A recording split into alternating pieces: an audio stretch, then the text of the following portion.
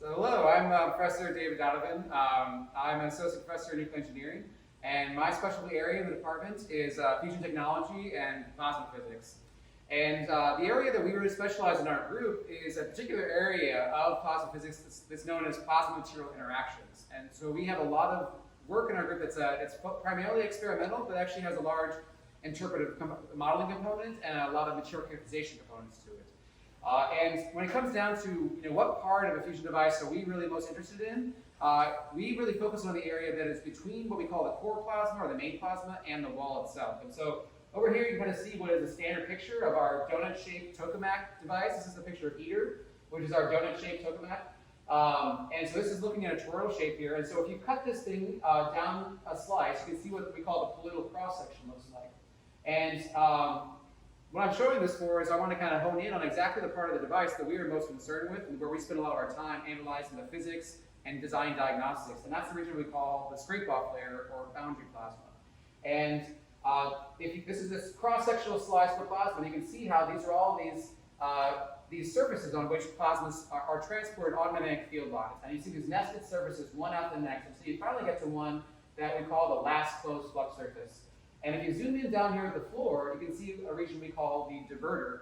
And the diverter is basically a section of the armor of the inner wall of the device that is going to receive the most punishment. It's going to receive extreme heat fluxes on the order of a shuttle re-entering the atmosphere and a lot of neutron damage and a lot of plasma damage. So we focus a lot of our material science efforts right at this spot here.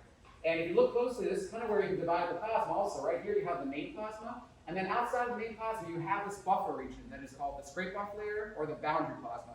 And that's where we spend a lot of our time in physics. And we really focus on where it hits the wall at the strike point, where you can actually have a really hot spike there in temperature. And so we deal with extreme heat fluxes there, extreme particle damage.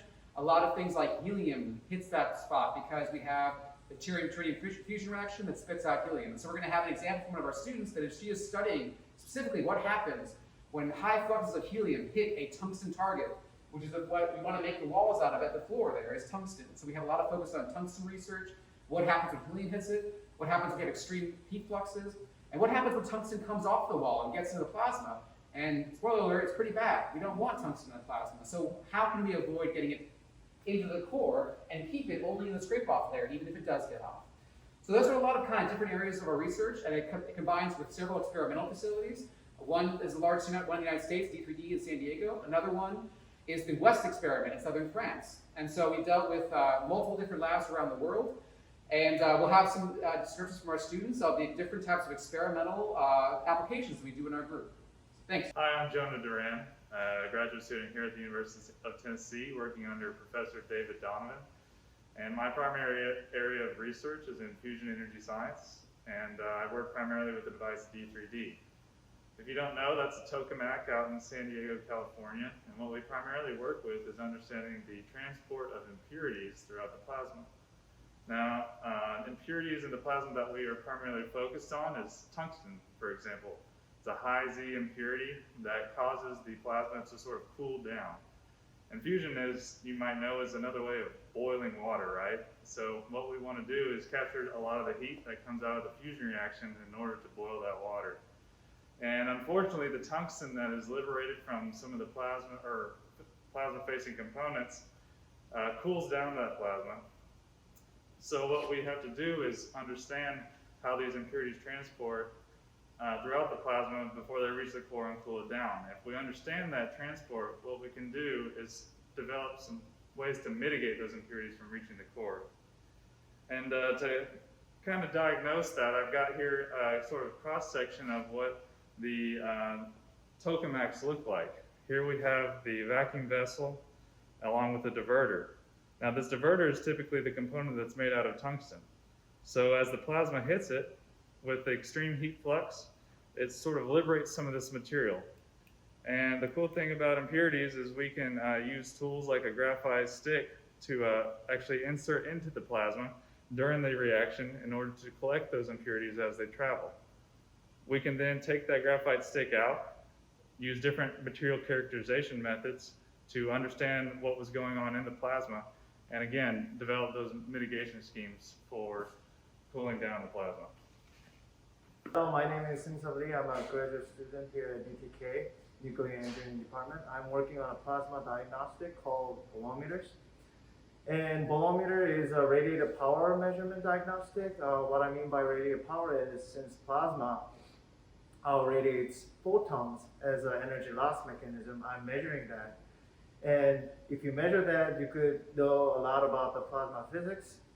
And for instance, the bolometer here is a new type of a bolometer. The conventional one is a resistive bolometer, which uses electric circuits. And if you know a little bit about tokamaks, it has a lot of magnetic fields and electrical interferences. And mine is fiber optic bolometer, and I'm testing and calibrating here, and it uses fiber optic cables with a laser. So the bolometer is inside the vacuum vessel right here, and this is going to be on the D3D tokamak. And what I'm testing is what I'm testing and calibrating is how the bolometer is reacting to the photons. And as you can see here is a laser, and this laser shoots a certain range of photons with the wavelength, and it measures the bolometer measures that wavelength and see how it reacts to those photons. And as calibration goes, I need to change the power of the radiation, the duration of the radiation, and doing that, I could measure how the new type of bolometer reacts. And as you can imagine, it doesn't get interfered with the magnetic fields or the electric fields. So if you measure the radiated power from the plasma with the bolometer diagnostic, and if you have multiple lines of sights, you can make it into a tomographic reconstruction and see the whole section of the plasma with where and how much the radiated power or the radiated photons are. And the bolometer, as such, it's measuring a different range of photons from the infrared to all the way to X-rays. And if you do the tomographic reconstruction, you will see the cross-section of all the information, and with that, you can use it to do physics. And that's what I'm working on. Hi, my name is Wendy Garcia. I'm part of Dr. Ward's research group here at UT, and I'm working in Dr. Donovan's group as well in his lab to do some of my experiments that involve using the ion plasma source. As the plasma is burning up inside of tokamaks such as ITER, the plasma, most of it will be confined, but some of those particles will leave the plasma confinement and implant into the surrounding material. The surrounding material being the tungsten diverter, walls, or other plasma-facing components known as PFCs. It is important for us to understand the effects that the implantation of those particles has on the surrounding material, the bulk materials such as tungsten. In order to understand and further investigate these materials, it is better for us to look at a smaller scale. We don't need to constantly be running big tokamaks and fusion reactors to investigate these materials and their synergies. In order to investigate that, I am using Dr.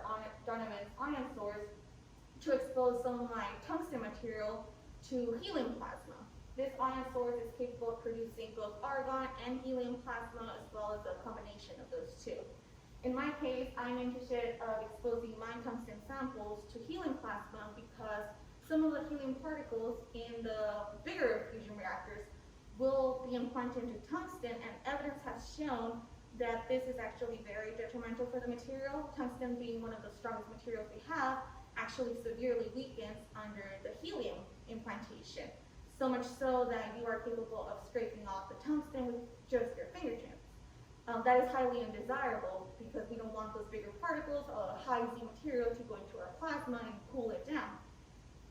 So I'm using this, and we have successfully developed or sparked helium and argon plasmas using this ion source here. In order to better mimic the environment that the plasma will be inside of the tokamak and that the tungsten diverter will undergo, like the conditions that the particles will implant at, we have to set our plasma to those conditions, right, to that temperature, that energy. And in order to determine that we have indeed acquired that energy of the plasma, we used, in this case, an RCA here, where we are able to detect and read the energy of our incoming helium plasma. Over here, we have the ion source. It is from this point where the plasma comes out and into that chamber over there where the RFEA is at. Here in the front, you can see a Faraday cup. We use that to measure the flux of the plasma, again, to better represent the flux of the particles are impacting into the surrounding material. All right, well, thanks for visiting our lab today. If you ever want any more information, I really encourage you to email me directly. You can find my email on the department website, but it's ddonovan@utk.edu. And I'm happy to connect you with some of our graduate students as well, so you can talk through Zoom or chat with them about what does their daily life in the lab look like, and learn a little bit more about what is research like on campus. And also there's a lot more work we do outside of our labs on campus. We have, as I mentioned, we have lots of collaborations with experiments across the world. And we also have a large portion of our program that is computational modeling efforts, and that's a really great area to discuss as well. And that pulls a lot more plasma physics and theory. In addition, I'm happy to tell you more about some of our coursework that is aimed at specializing in this area of plasma interactions and boundary plasma physics. So, as I said, feel free to reach out to us, ask us whatever you want to know about, and we'll set up some time to chat with you more about it. So we look forward to hearing more from you. Bye.